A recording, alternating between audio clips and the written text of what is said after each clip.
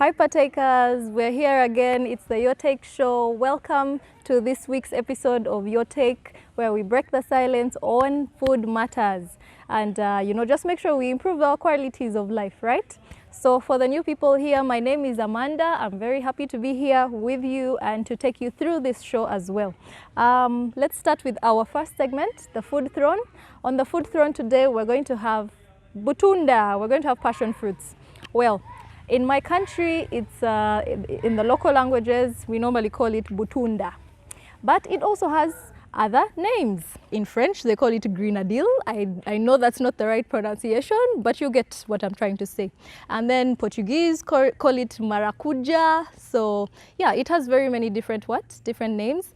Did you also know that the passion fruit flower is actually the national flower for the country Paraguay? So that's how important our food is. Well, what does passion fruit do for us? Why is it important in our diets? Passion fruit is tasty, number one. I'm sure all of us have tasted passion fruit juice because our mothers were very good at making it for us when we were sick. Anyway, so passion fruits have a lot of fiber, and like we said, fruits and vegetables, almost all of them have lots of fiber embedded in them. So fiber, definitely, we know by now, is a magic nutrient for us to keep us in wellness and eradicating or removing waste from our body systems quite easily. It also has a lot of vitamin C. Actually, it's ranked among one of the best sources of vitamin C in our fruits. So if you're looking for vitamin C to boost your immune system, right now we are trying to beat and win over corona, so it's a very important food for us to have now because of its vitamin C content. It also has vitamin A in it, so it has so many vitamins, in other words, so your immunity will be way higher, and you'll be able to function quite easily, and also assist other body metabolic processes to happen because of the vitamins that it has. So yes, we need to incorporate passion fruit in our diet. Which foods can we use passion fruit to make? We could make juice out of passion fruits. You could add it to your smoothies to give it that extra, tangy taste to it. You could actually also use passion fruit as a garnish. Those seeds that come out of the passion fruit make such a lovely garnish, say over cake or your pies or whatever you're making, whatever sweet dish you are making. It could also be used as a flavor for some of our pastries like cakes. So next time, instead of using the artificial vanilla extract or flavor, you could try and use a little bit of passion juice and see how that turns out for you. There's one special fact also about passion fruit, which is the flower. The passion fruit flower has a nutrient in it called trypsin. Now this one is very important also because it's that trypsin which it has helps us to improve our health. So you need to make sure that also the passion flower is being added into your diet. So you can make a tea out of it, add it to your juice as well, or even your smoothie. Next time, do not forget the passion flower.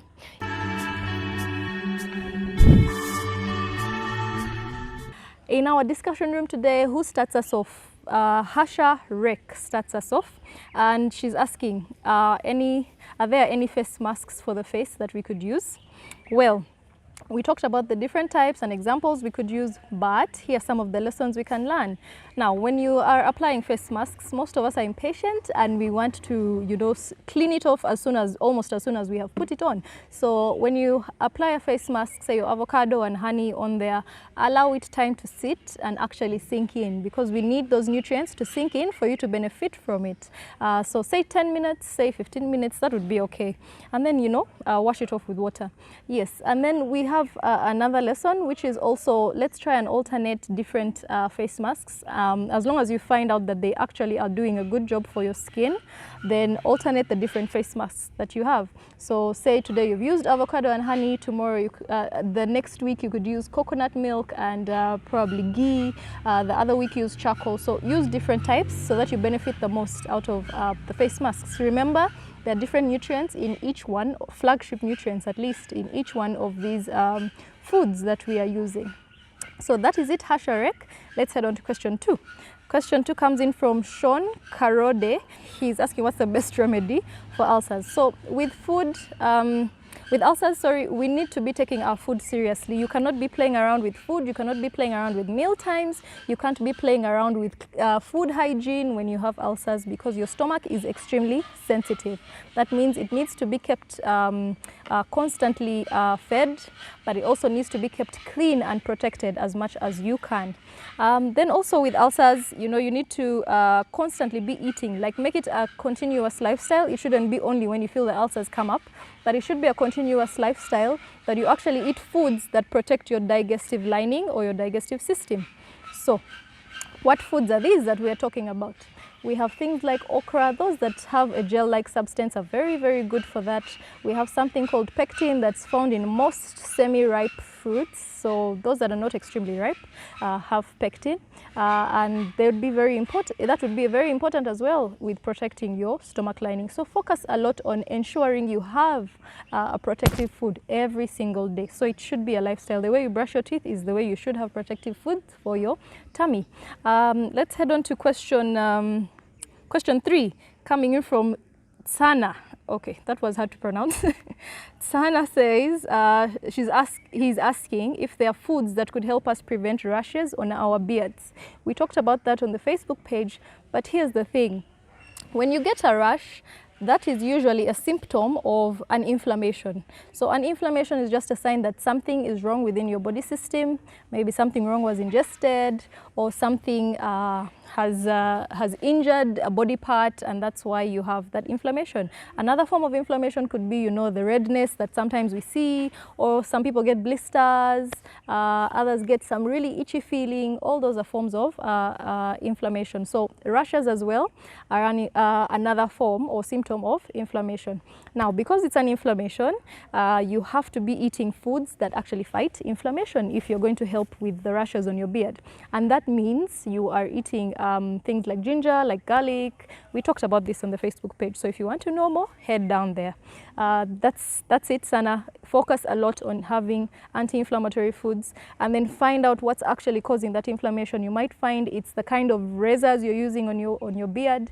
You might find you're the type that's always pulling and combing, and I don't know, you know better what your beard habits are like. So you need to focus and you know, try and notice what is actually bringing on that inflammation or that rash onto your skin. So Sana, I hope that helps you. Let's head on to question number 4. Question number 4 is coming in from Aisu George William, and he's asking, what's the role of onions in our body? We talked about this, but here's the lesson we're going to learn. We need to learn that from every food, it has a flagship nutrient that it has. So, of course, a food is not going to have just one nutrient. Say avocado. Avocado has good fat in it, good cholesterol. Avocado has fiber in it. Avocado has vitamin E in it. Avocado has vitamin K in it. So it has very many nutrients, but there's always going to be one that is higher in quantity or quality in that food. That's why I'm saying every food has a flagship nutrient that it carries. So that's when we need to focus on that food for the nutrient it offers, and you know, what benefit we get from that nutrient. So in this case, for onions, we have the quercetin, which is also another flagship nutrient that onions have. And this quercetin is also very important with fighting still inflammation and making sure that you know, you are living in wellness and fighting off, you know, any foreign injury. So yes, that is the importance of understanding what the flagship nutrient is in a particular food. Well, George, I know you got the answers from the Facebook page, so you are sorted. Okay, let's head on to our last question for the discussion room, coming in from Joseph Labongo. Joseph Labongo was asking, why do herbs lose their nutritive value easily compared to other foods, say meat?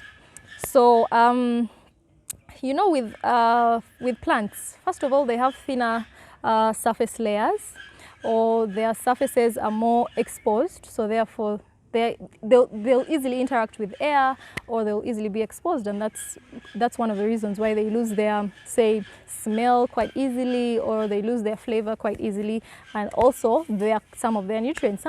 We also need to learn that some of the nutrients in food are very fragile, especially in our vegetables and plant foods.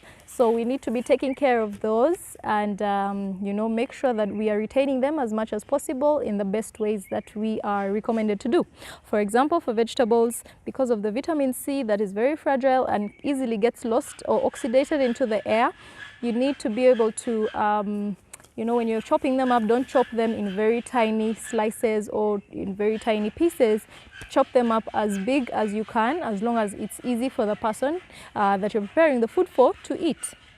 So you're not exposing the vitamin C directly to the air or to the sunshine.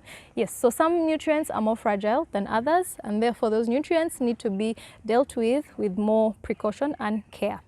Okay.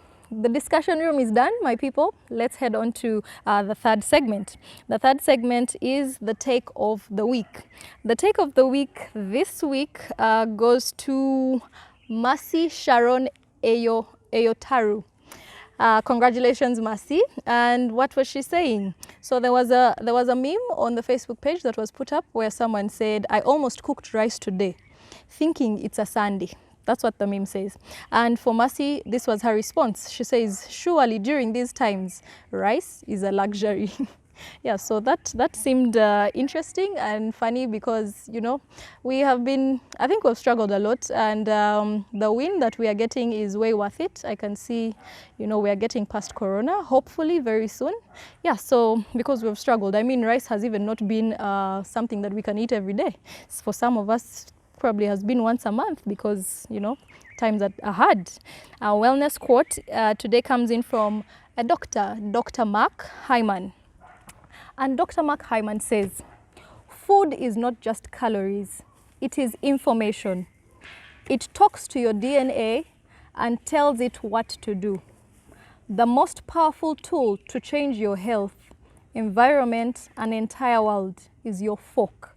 So your fork is very important. Your fork determines your health. Your fork determines your choices. Your fork determines your level of self-love, because it actually helps. It actually is what fuels your DNA and controls what your DNA is going to be able to do. So use your fork to eat right. Use your fork to take care of your body. Use your fork to propel you into good old age, into happy and, you know, a thriving life. Use just one simple tool, your fork. That's what Dr. Mark Hyman says. Well, that's the end of our show today, but that shouldn't be the end of us discussing and talking, should it? Even throughout the week, till we get to meet again on the Your Take Show, we can still continue to keep in touch. Well, first of all, let's head down to our YouTube channel and subscribe on that channel. And don't forget to click on the bell icon that's right next to the subscribe button. The channel name is Amanda Twebaze Nutritionist. And then we have a Facebook page as well. The community is awesome and loving. I'm sure you'll love your stay there. So don't forget to head down there and join that community. The community name or Facebook page name is Amanda Twebaze Nutritionist. Then we are on Instagram. On Instagram, our food handle is Food Witness. We also have a food blog on Blogger, on the platform Blogger, and the address is amandatwebaze.blogspot.com. For those who would like to have professional services from me, nutrition services, you could actually get onto my email and send me an email. The email address is amanda.chichoncho@gmail.com. amanda.chichoncho@gmail.com. On WhatsApp, you could send your inquiries also and still give us more feedback. The number is 0782 152610. The number on WhatsApp is 0782 152610. I can't wait to hear from you, so do get down to our social media platforms and connect with us. Until next week, when we get back into our food world and, you know, just do a recap of the week. Have a lovely week. It's been awesome being with you. Bye.